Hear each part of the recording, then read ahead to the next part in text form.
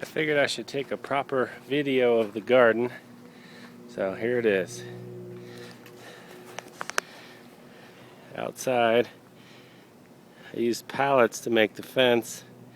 That's a plastic pallet. I collected them in the alleyways, and Lacey started painting them. It keeps the dogs out. Costs $0. And when you're done with it, you make a big pile and have a bonfire. So here's the potatoes. As you can see, I like potatoes a lot. I got a soaker hose down there set on a timer. So once every 2 days, it waters them. That keeps them pretty good. I should have a couple of potatoes. I have 3 composters. This is the feed one right now. That'll be for next year. That one is one I'm going to be working on next year for the following. And then the garbage can, I've stopped adding to that one, and that is going to go right into the beds in the fall. I'll turn that over. Grant gave me some cashew shells or pistachio shells, something, so I throw them in. It's a good way to make some compost, make little walkways. The lettuce is kind of at the end of its cycle right now, so here's the lettuce.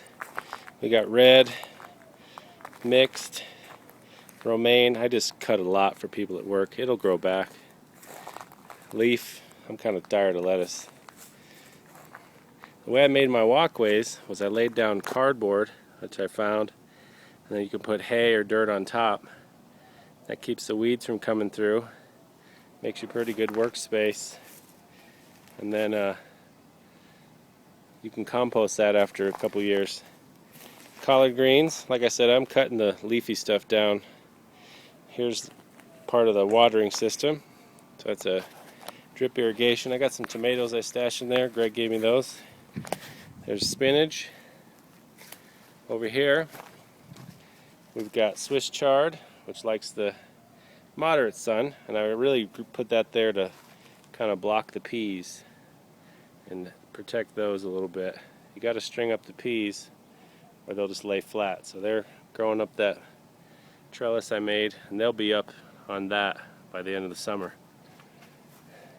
Here's a mound. This is a compost pile from a couple years ago. So I got watermelon, and that is what's called a gourd. So you can see it's going up the walls. It's kind of going apeshit. That's what I wanted to do though, so I'm letting it do its thing. I gave it a lot of space because all these are climbers. And that's a honeydew melon. Here's gourd here. And then here is more gourd. And I think I have a watermelon somewhere. But they're all doing really well.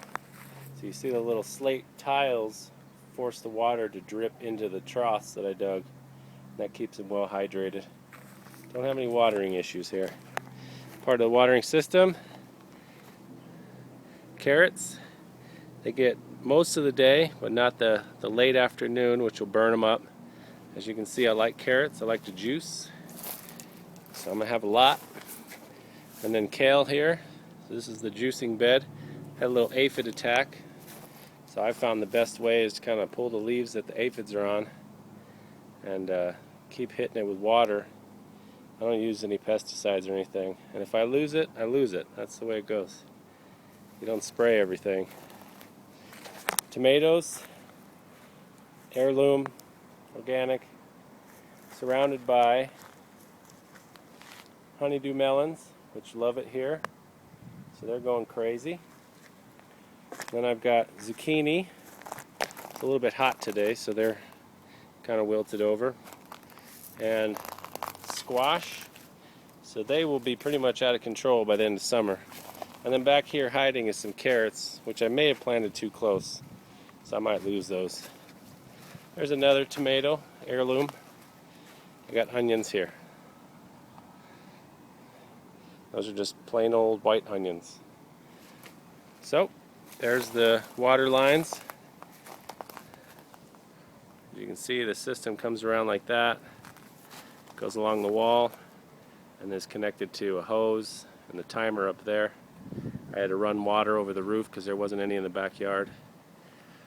And then I hand water some too, just in case, because this is the desert. So there it is, garden, first one. Did a lot of research, as you can tell, and it's really not that hard. Just start putting your compost in the dirt. All right.